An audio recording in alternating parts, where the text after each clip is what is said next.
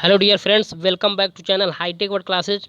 Dear, तो आज के इस वीडियो में हम लोग दूसरा चैप्टर देखेंगे। हम लोग आरएमबी देख रहे हैं। क्या पढ़ रहे हैं हम लोग? आरएमबी पढ़ रहे हैं। आरएमबी में पहले वाले चैप्टर में टोटल 25 एमसीक्यू क्वेश्चन कराए थे। ठीक है, अब आज हम लोग दूसरा चैप्टर देखेंगे। दूसरे चैप्टर में टोटल 35 से 40 एमसीक्यू क्वेश्चन करवाएंगे। देखिए, इसमें क्या है कि जितने भी महत्वपूर्ण क्वेश्चन होंगे ना, सारे क्वेश्चन आज हम कंप्लीट कराएंगे। ठीक है, दूसरा चैप्टर है अपक्षय के कारक, यानी कि स्रोत, कारण, प्रभाव, एजेंसीज, केसिंग, डिटीरियरेशन, यानी सोर्सेस, केसेस और इफेक्ट। यानी इस दूसरे चैप्टर से टोटल जितने भी मान लीजिए एमसीक्यू इंपॉर्टेंट क्वेश्चन है, सभी क्वेश्चन कराएंगे। तो चलिए शुरू करते हैं। इसमें पहला क्वेश्चन है, देखिए, इसके पहले वीडियो को आप लोग ज़्यादा से ज़्यादा शेयर करिए। जो लोग आरएमबी सब्जेक्ट लिए हैं इलेक्टिव में, उन लोगों तक ये वीडियो पहुंचाइए, ताकि उन लोग भी आसानी से एमसीक्यू क्वेश्चन कर सकें। ठीक है, ज़्यादा से ज़्यादा एमसीक्यू क्वेश्चन पढ़ सकें, कर सकें, क्योंकि एग्ज़ाम में एमसीक्यू क्वेश्चन ही पूछे जाएंगे। ठीक है, तो चलिए शुरू करते हैं। पहला क्वेश्चन है, किसी भवन में उपयोग हुई सामग्री का समय के साथ साथ खराब हो जाना कहलाता है। क्या कहलाता है? तो इसमें चार ऑप्शन दिया है, अपक्षय, अपरक्षण, और सी अपर्दन, और डी उपक्षय। तो इसमें क्या होगा? किसी भी भवन में उपयोग हुई सामग्री का जो समय के साथ खराब हो जाना कहलाता है, अपक्षय कहलाता है। कौन सा ऑप्शन सही? इसमें अपक्षय ए ऑप्शन सही है। कौन सा ऑप्शन सही होगा? पहले में ए ऑप्शन सही है। ठीक है, दूसरा क्वेश्चन देखते हैं। अपक्षय निम्न प्रकार का होता है, यानी अपक्षय कितने प्रकार का होता है? तो अपक्षय टोटल कितने प्रकार का होता है? ऑप्शन देख लेते हैं। पहला है 1, फिर दूसरा 2, तीसरा 3, चौथा 4। तो अपक्षय जो होता है वो टोटल 4 प्रकार के होते हैं। कौन सा ऑप्शन सही होगा? डी ऑप्शन सही हो जाएगा। तीसरा क्वेश्चन देखेंगे, ये रिक्त स्थान यानी ये इसमें भरना है, चारों ऑप्शन में से कोई एक होगा। कह रहा है कि लगातार किंतु धीरे धीरे चलने वाला प्रक्रम है। देखिए, जो अपक्षय होता है वो लगातार किंतु धीरे धीरे चलने वाला प्रक्रम होता है। ऑप्शन देख लेते हैं। ऑप्शन तो वैसे सही है, क्या? अपक्षय। ठीक है, ऑप्शन देखते हैं। पहला है अपरक्षण है, फिर बी है अपक्षय, सी उपक्षय, डी अपर्दन है। तो कौन सा ऑप्शन इसमें सही है? अपक्षय, बी ऑप्शन सही है। तीसरे का बी ऑप्शन सही है, अपक्षय। चौथा क्वेश्चन देखेंगे। चौथा है, अपक्षय के कारक हैं। अपक्षय के कारक है, तो अपक्षय के कारक हैं, चार ऑप्शन दिए हैं। पहला है मानवीय कारक, फिर दूसरा है रासायनिक कारक, तीसरा है वातावरणीय कारक, और डी नंबर है उपरोक्त सभी। तो जो अपक्षय के कारक होते हैं वो मानवीय कारक भी होता है, रासायनिक कारक भी होता है, वातावरणीय कारक भी होता है। यानी इसमें कौन सा ऑप्शन सही होगा? डी ऑप्शन सही होगा, उपरोक्त सभी। यानी अपक्षय के ये तीनों कारण होते हैं। पांचवा नंबर देखेंगे, निम्नलिखित मानवीय कारकों के कारण भी क्षय में बढ़ोतरी होती है। किसके कारण होता है? तो पहला ऑप्शन है ध्यानपूर्वक कार्य न करना, खराब प्लानिंग तथा बजट में कमी, सी ऑप्शन उपयोगकर्ता के बीच जागरूकता की कमी, डी ऑप्शन उपरोक्त सभी। तो जो मानवीय कारकों के कारण जो क्षय होता है वो तीनों होता है, यानी ध्यानपूर्वक कार्य न करना, खराब प्लानिंग, उपयोगकर्ता के बीच जागरूकता की कमी। तो इसमें क्या होगा? उपरोक्त सभी, यानी डी ऑप्शन क्या होगा? सही हो जाएगा। यानी इसमें चौथा ऑप्शन सही है। ठीक है, अब अगला क्वेश्चन देखते हैं। छठवां नंबर, रिक्त स्थान, इसमें चारों में से कोई एक ऑप्शन सही होगा। तो कह रहा है प्रतिक्रिया आसपास के वातावरण के साथ कुछ सामग्रियों के संपर्क का कारण होती है। जो देखो, प्रतिक्रिया आसपास के वातावरण के साथ कुछ सामग्रियों के संपर्क के कारण होती है। तो पहला ऑप्शन है रासायनिक, दूसरा है भौतिक, तीसरा है यांत्रिक, और डी नंबर है जैविक। तो रासायनिक के कारण, रासायनिक प्रतिक्रिया आसपास के वातावरण के साथ कुछ सामग्रियों के संपर्क के कारण होती है। यानी छठवा का ए ऑप्शन क्या है? सही है। छठवा का ए ऑप्शन सही है। सातवां नंबर क्वेश्चन देखते हैं। कह रहा है कि महत्वपूर्ण रासायनिक कारक है। तो महत्वपूर्ण रासायनिक कारक है, पहला ऑप्शन मिट्टी, बी नंबर रासायनिक पदार्थ, सी नंबर जंग, और डी नंबर उर्वरक। तो महत्वपूर्ण जो रासायनिक कारक है वो होता है जंग होता है। क्या होता है? जंग। यानी इसमें कौन सा ऑप्शन सही है? सी नंबर, 7 का सी ऑप्शन सही है। 7 का सी नंबर। आठवां नंबर देखते हैं। कह रहा है कि अपक्षय से बचने के लिए सामग्री का चुनाव निम्न कारकों द्वारा निर्धारित किया जाता है। तो ऑप्शन देखेंगे, अपक्षय से बचने के लिए कौन सा ऑप्शन है? देखिए, रख रखाव और प्रतिस्थापन में आसानी, आसपास की सामग्री के साथ प्रतिक्रिया, संपूर्ण आर्थिक स्वीकार्यता, उपरोक्त सभी। तो क्या होगा इसमें? उपरोक्त सभी हो जाएगा। इसमें डी ऑप्शन सही है, उपरोक्त सभी। 9वां नंबर, फोस्ट अटैक की समस्या ब्रिक्स वाल्व के संतृप्त होने पर होती है। जो देखो, फोस्ट अटैक की समस्या जो होता है ब्रिक्स वाल्व के संतृप्त होने पर ये और अधिक बढ़ जाती है। तो यानी इसमें चार ऑप्शन देखेंगे, अधिक, कम, शुरू, समाप्त। तो क्या होता है? बढ़ जाता है, यानी अधिक हो जाता है। तो 9वां का ए ऑप्शन सही है। 10वां नंबर है, कह रहा है पानी का अवशोषण निम्न सूत्र के द्वारा ज्ञात किया जा सकता है। पहला ऑप्शन है पानी का अवशोषण बराबर अवशोषित पानी का द्रव्यमान बटे शुष्क ईंटों का द्रव्यमान गुणे 100%, क्योंकि हम प्रतिशत में बता रहे हैं तो इसलिए 100 से गुणे। अब बी नंबर क्वेश्चन देखेंगे, पानी का बी वाला ऑप्शन देख रहे हैं, ठीक है। 10वें में 4 ऑप्शन है, ए ऑप्शन हो गया पानी का अवशोषण बराबर अवशोषित पानी का द्रव्यमान बटे शुष्क ईंटों का द्रव्यमान इंटू 100। अब बी ऑप्शन है पानी का अवशोषण बराबर अवशोषित पानी का द्रव्यमान बटे गीली ईंटों का द्रव्यमान इंटू 100। सी ऑप्शन है पानी का अवशोषण इक्वल टू अवशोषित पानी का द्रव्यमान बटे गीली ईंटों का द्रव्यमान इंटू 200। डी नंबर है पानी का अवशोषण इक्वल टू शुष्क ईंटों का द्रव्यमान बटे अवशोषित पानी का द्रव्यमान इंटू 100%। इसमें तो ऑप्शन जो होगा सही होगा वो ए ऑप्शन है, कह रहा पानी का अवशोषण इक्वल टू अवशोषित पानी का द्रव्यमान बटे शुष्क ईंटों का द्रव्यमान गुणे 100। तो इसमें कौन सा ऑप्शन सही हो जाएगा, ए ऑप्शन सही होगा। 11 नंबर देखते हैं। 11 नंबर में कह रहा है सामान्य ईंटें लगभग कितने प्रतिशत पानी तक नमी को अवशोषित कर सकती हैं। तो जो सामान्य ईंट होता है वो अप्रॉक्सीमेट 20% तक नमी को अवशोषित कर सकती है। तो ऑप्शन देखेंगे पहले 20%, 40%, 50%, 60%। इसमें कौन सा सही होगा, ए ऑप्शन सही हो जाएगा। जो सामान्य ईंट होता है वो लगभग 20% नमी तक सोख सकता है, ठीक है। 12 नंबर स्टेन उत्पन्न करने वाले बाहरी स्रोत है। तो पहला कार्बनिक वृद्धि, एल्गी, तीसरा मोल्ड, डी नंबर उपरोक्त सभी। तो क्या हो जाएगा इसमें, उपरोक्त सभी। कार्बनिक वृद्धि भी होता है, एल्गी भी होता है, मोल्ड भी होता है। स्टेन उत्पन्न करने वाले ये तीनों कारक होते थे। यानी कौन सा ऑप्शन सही है, डी नंबर। 13 नंबर देखेंगे ईंट को सिकुड़ने से बचाता है। तो 4 ऑप्शन दिया है, कैल्शियम, सिलिका, आयरन और निकिल। जो सिलिका होता है ईंट को सिकुड़ने से बचाता है। तो यानी इसमें कौन सा ऑप्शन सही है, बी ऑप्शन। 13 का बी ऑप्शन सही है। क्या हो जाएगा, सिलिका। यानी सिलिका जो होता है वो ईंट को सिकुड़ने से बचाता है, ठीक है। 13 का बी ऑप्शन यानी सही है, ठीक है। 14 नंबर देखते हैं।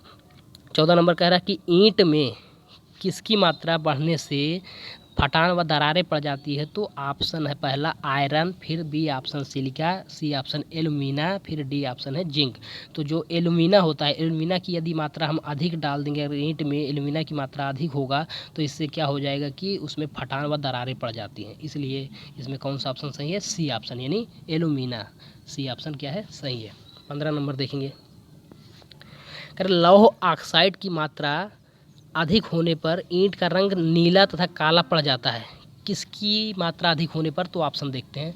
15 का ऑप्शन है पहला 15 में 10%, 50%, 40% और 5%। यानी कितने लौह ऑक्साइड की, मतलब लौह ऑक्साइड की मात्रा कितना अधिक होने पर, देखो कह रहा है लौह ऑक्साइड की मात्रा कितना अधिक हो जाए, किससे अधिक हो जाए कि उसमें जो ईंट होता है वो उसका रंग नीला तथा काला पड़ जाता है। तो इसमें कौन सा ऑप्शन सही है, डी ऑप्शन। यानी 5% से अधिक अगर लौह ऑक्साइड हो जाएगा तो क्या होगा, ईंट का रंग नीला तथा काला पड़ने लगता है। यानी किसी भी ईंट में अगर 5% से अधिक लौह ऑक्साइड है तो वह काला हो जाता है, ठीक है, काला या नीला हो जाता है।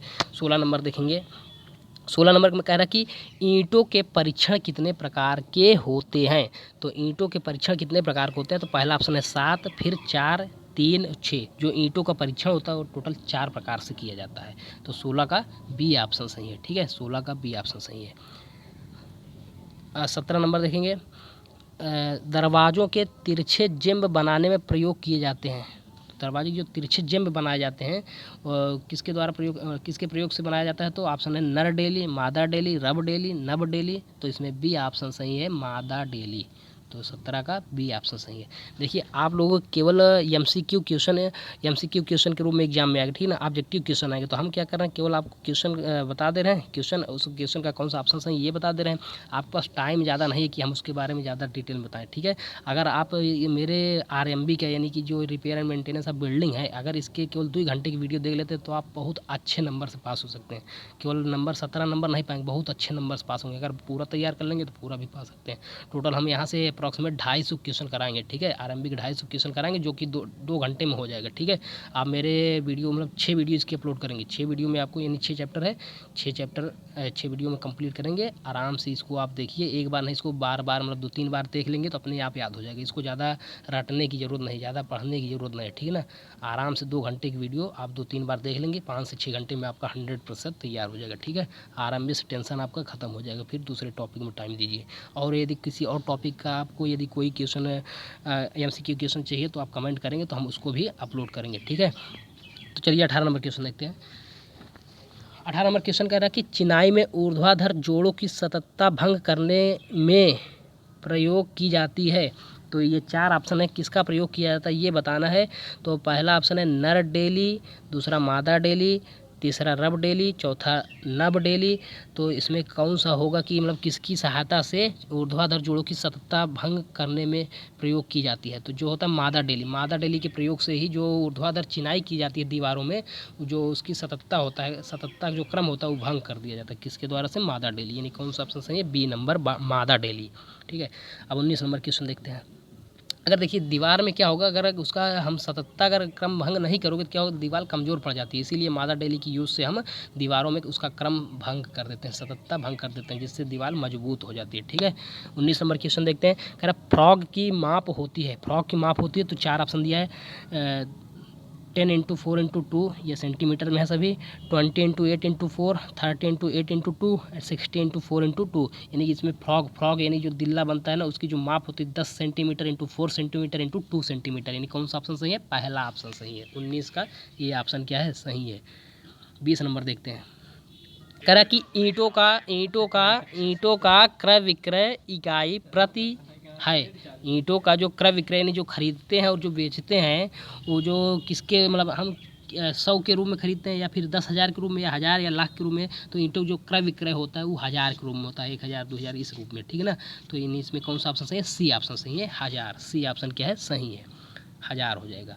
ठीक है, 21 नंबर क्वेश्चन कह रहा है कच्ची ईंटों की संपीड़न सामर्थ्य होती है, कितनी होती है? तो 15 से 25 किलोग्राम पर सेंटीमीटर स्क्वायर, 20 से 25 kilogram per centimetre square, C option 25 से 30 kilogram per centimetre square, D option 30 से 35 किलोग्राम पर सेंटीमीटर स्क्वायर। तो जो कच्ची ईंटों की संपीड़न सामर्थ्य होती है वो होती है 15 से 25 किलोग्राम पर सेंटीमीटर स्क्वायर। यानी 21 का ए ऑप्शन क्या है? सही है, 21 का ए ऑप्शन सही होगा। 22 नंबर देखेंगे क्वेश्चन। कह रहा है कि प्रथम श्रेणी ईंट की संपीड़न सामर्थ्य से कम नहीं होनी चाहिए। किससे कम नहीं होनी चाहिए? तो पहला ऑप्शन है 108 kilogram per centimetre square, B number 106 kilogram per centimetre square, C number 107 kilogram per centimetre square, D number 105 kilogram per centimetre square. यानी कौन सा ऑप्शन सही होगा? 22 का डी ऑप्शन सही है।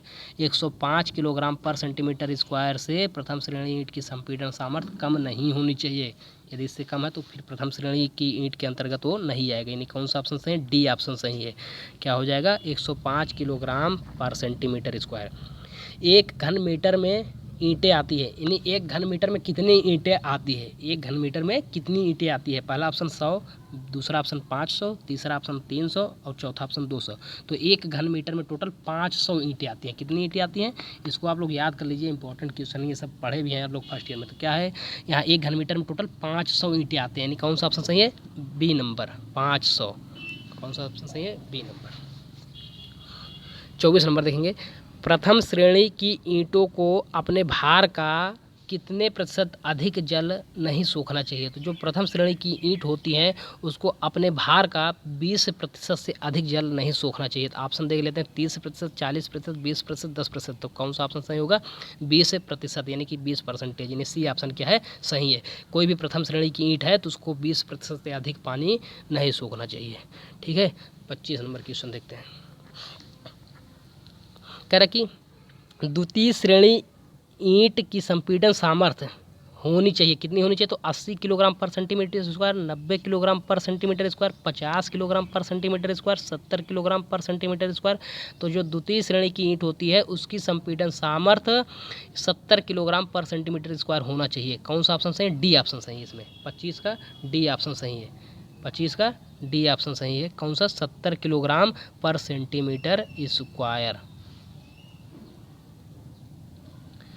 26 नंबर क्वेश्चन देखेंगे। 26 नंबर में कह रहा है कि ईंट की सतह पर सफ़ेद भूरे धब्बे को लगाना कहते हैं, क्या कहते हैं? तो जो ईंट की सतह पर सफ़ेद और भूरे धब्बे होते हैं उसको क्या कहते हैं? तो पहला ऑप्शन देख लेते हैं चारों। लोना, सफ़ेदा, ए तथा बी दोनों, इनमें से कोई नहीं। तो जो ईंट की सतह पर सफ़ेद भूरे धब्बे पड़ते हैं उसे हम लोना कहते हैं। यानी 26 का ए ऑप्शन सही है, 26 का ए। 27 नंबर देखेंगे।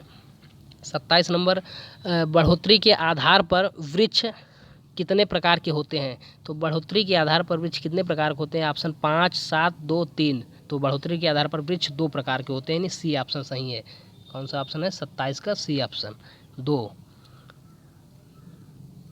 28 नंबर देखेंगे, बहिर्जात वृक्षों की श्रेणी में आते हैं, बहिर्जात वृक्षों की श्रेणी में आते हैं, तो ऑप्शन टीक, शीशम, देवदार, उपरोक्त सभी। तो बहिर्जात वृक्षों की श्रेणी में ये सभी आते हैं, शीशम, टीक, देवदार, यानी उपरोक्त सभी सही हो जाएगा, डी ऑप्शन सही है। ठीक है, 29 नंबर देखेंगे, 29 नंबर कह रहा है कि अंतर्जात वृक्षों की श्रेणी में आते हैं। पहला ऑप्शन है बांस, नारियल, ताड़, खजूर। दूसरा ऑप्शन टीक, नारियल, देवदार, ताड़। तीसरा ऑप्शन शीशम, नारियल, ताड़, खजूर। और डी ऑप्शन देवदार, बांस, टीक और ताड़। तो देखिए अभी हम लोग पढ़े क्या, टीक, देवदार और शीशम ये सब क्या है? बहिर्जात के अंतर्गत है। तो अंतर्जात के अंतर्गत कौन सा होगा? टीक, शीशम, देवदार, ये तीनों ऑप्शन में बी सी डी में मिल रहा है, तो ये ऑप्शन नहीं हो सकता। तो बचा कौन सा ऑप्शन? ए ऑप्शन, यानी क्या होगा? बांस, नारियल, ताड़, खजूर, यानी जो अंतर्जात वृक्षों की श्रेणी में आते हैं वो पहला ऑप्शन है बांस, नारियल, ताड़ और खजूर क्या होता है? अंतर्जात की श्रेणी में आते हैं। अब 30 नंबर क्वेश्चन देखेंगे, सॉरी 30 नंबर देखते हैं।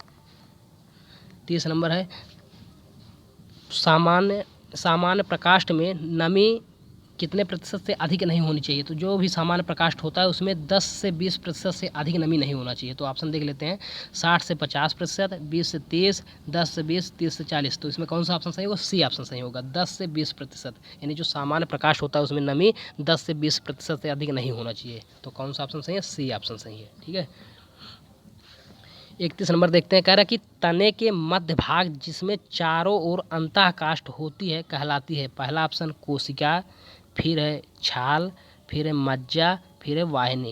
यानी इसमें क्या हो जाएगा कि मज्जा, जो तने के मध्य भाग के चारों ओर जो अंतः काष्ठ होती है उसके मध्य में क्या होता है? मज्जा होता है। तो यानी इसमें कौन सा ऑप्शन है? सी ऑप्शन सही है, 31 का सी, यानी मज्जा। अब 32 नंबर क्वेश्चन देखते हैं, कह रहा कि रस काष्ठ के नीचे होती है। पहला ऑप्शन अक्ष काष्ठ, दूसरा अंतः काष्ठ, सी नंबर मज्जा काष्ठ, डी नंबर छाल काष्ठ। तो रस काष्ठ के जो नीचे होता है उसे हम बोलते हैं अंतः काष्ठ बोलते हैं, यानी बी ऑप्शन सही है। कौन सा है? अंतः काष्ठ, बी ऑप्शन। 33 नंबर देखेंगे, कह रहा कि चट्टानों से पत्थर निकालने की क्रिया कहलाती है। तो चट्टानों से पत्थर निकालने की क्रिया कहलाती है, पहला उत्खनन, बी खनन, सी प्रतिखनन, डी स्वखनन। तो चट्टानों से पत्थर निकालने की क्रिया कहलाती है उत्खनन। पहला ऑप्शन क्या होगा? सही हो जाएगा, उत्खनन कहलाता है। चट्टानों से पत्थर निकालने को उत्खनन कहते हैं, ये ऑप्शन। 34 नंबर देखेंगे, कह रहा कि एक अच्छे इमारती पत्थर की मंदन सामर्थ्य कितने प्रतिशत, मतलब कितने से अधिक नहीं होनी चाहिए? तो अधिक होनी चाहिए। किससे अधिक होना चाहिए? तो पहला ऑप्शन है 100 kilogram per centimetre square, 200 kilogram per centimetre square, C number है 300 किलोग्राम पर सेंटीमीटर स्क्वायर, और D number 400 kilogram per centimetre square. तो जो एक अच्छे इमारती पत्थर की मंदन सामर्थ्य होता है वो 100 किलोग्राम पर सेंटीमीटर स्क्वायर से अधिक होनी चाहिए, यानी 34 का ये ऑप्शन सही है, 100 किलोग्राम पर सेंटीमीटर स्क्वायर। ठीक है, अगला क्वेश्चन देखते हैं, 35 नंबर, पत्थर को कितने प्रतिशत से अधिक पानी नहीं सूखना चाहिए? पत्थर को कितने प्रतिशत से अधिक पानी नहीं सूखना चाहिए? तो इसमें ऑप्शन है 20%, 30%, 40% और 10%। तो पत्थर को 10% से अधिक पानी नहीं सूखना चाहिए, 35 का डी ऑप्शन सही होगा। 36 नंबर देखेंगे, अच्छे पत्थर का आपेक्षिक घनत्व से कम नहीं होना चाहिए। किससे कम नहीं होना चाहिए? 3.8, 2.5, 2.8 और 3.5। तो इसमें कौन सा ऑप्शन सही हो जाएगा? तो अच्छे पत्थर जो आपेक्षिक घनत्व होता है वो 2.5 से कम नहीं होना चाहिए, यानी कौन सा ऑप्शन सही हो जाएगा? 36 का बी ऑप्शन सही है, 2.5। 36 का बी ऑप्शन सही है, 2.5, यानी जो पत्थर का आपेक्षिक घनत्व होता है 2.5 से कम नहीं होना चाहिए। 37 नंबर देखेंगे, उच्च कोटि के पत्थर की जल अवशोषण क्षमता कितने प्रतिशत से अधिक नहीं होनी चाहिए? जो उच्च कोटि का पत्थर होता है उसका जो जल की अवशोषण क्षमता होती है कितने प्रतिशत से अधिक नहीं होना चाहिए? तो ऑप्शन है 5%, 8%, 6% और 10%। तो होता क्या है, जो पत्थर की जल अवशोषण क्षमता होता है वो 6% से अधिक नहीं होनी चाहिए। जो उच्च क्वालिटी का पत्थर होता है उसकी जल अवशोषण क्षमता 6% से अधिक नहीं होनी चाहिए। तो सी ऑप्शन क्या होगा? सही हो जाएगा, 6%। आप लोग वीडियो को लाइक कर दीजिए, उसके बाद शेयर भी कर दीजिएगा अपने दोस्तों में जो लोग आरएमबी का सब्जेक्ट लिए होंगे। ठीक है, और मेरे चैनल को सब्सक्राइब भी अवश्य कर लीजिए। आपको हम आने वाले अगले वीडियोज़ में इसके अदर टॉपिक के भी, अदर चैप्टर के भी हम क्वेश्चन अपलोड करेंगे, एमसीक्यू क्वेश्चन अपलोड कर देंगे। ठीक है, तो 38 नंबर देखते हैं। 38 नंबर कह रहा है कि पत्थरों में प्राकृतिक रूप से पाई जाने वाली नमी को कहते हैं। पत्थरों में प्राकृतिक रूप से पाई जाने वाली नमी को कहते हैं खदानी रस, कोप रस, प्राकृतिक रस, पत्थर रस। तो इसमें हो जाएगा खदानी रस। ये ऑप्शन सही है, खदानी रस। ये ऑप्शन सही है 38 का, खदानी रस। जो पत्थरों में प्राकृतिक रूप से पाया जाता है उसे खदानी रस कहते हैं। 39 नंबर देखेंगे। भवनों में प्रयुक्त होने वाली प्रमुख धातुएं हैं। भवनों में प्रयुक्त होने वाली प्रमुख धातुएं हैं। पहला स्टील, एल्युमिनियम, दूसरा C number copper, D number उपरोक्त सभी। तो जो भवनों में स्टील, एल्युमिनियम, कापर तीनों का प्रयोग किया जाता है, इसका मतलब कि डी ऑप्शन सही है, उपरोक्त सभी। डी ऑप्शन सही है, 39 का डी ऑप्शन सही है, उपरोक्त सभी। लास्ट क्वेश्चन देखते हैं आज की इस क्लास में। 40 नंबर क्वेश्चन देखते हैं। 40 नंबर क्वेश्चन है कि लेड का प्रयोग किया जाता है, कहाँ किया जाता है? तो डीपीसी में, रूफिंग में, मेन वाटर सप्लाई में, उपरोक्त सभी में। तो लेड का प्रयोग जो होता है DPC, roofing, main water supply सभी में किया जाता है। तो डी ऑप्शन सही है, उपरोक्त सभी। ठीक है डियर, आप सभी लोग इस वीडियो को सब्सक्राइब अवश्य कर लीजिए, शेयर भी करिए, लाइक भी करिए, और यदि कोई भी कमी होती है तो आप कमेंट करिए, हम उसको कंप्लीट करेंगे। और आप लोग टेंशन नहीं लीजिएगा, ठीक है ना, क्योंकि हम इसके जितने भी चैप्टर, 4 चैप्टर बचे ना, चारों चैप्टर के हम वीडियो जल्द ही उसको हम अपलोड कर देंगे। ठीक है, आप लोग केवल 2 घंटा देखिए, 2 घंटा वीडियो को अगर देख लेंगे तो आरएमबी का आपका 100% हम जान लीजिए पूरा एमसीक्यू क्वेश्चन तैयार करा देंगे। ठीक है, 2 घंटे में सारे क्वेश्चन हो जाएंगे। और ठीक है डियर, थैंक्स फॉर वॉचिंग। आप वीडियो को सब्सक्राइब अवश्य कर लीजिएगा। Thank you.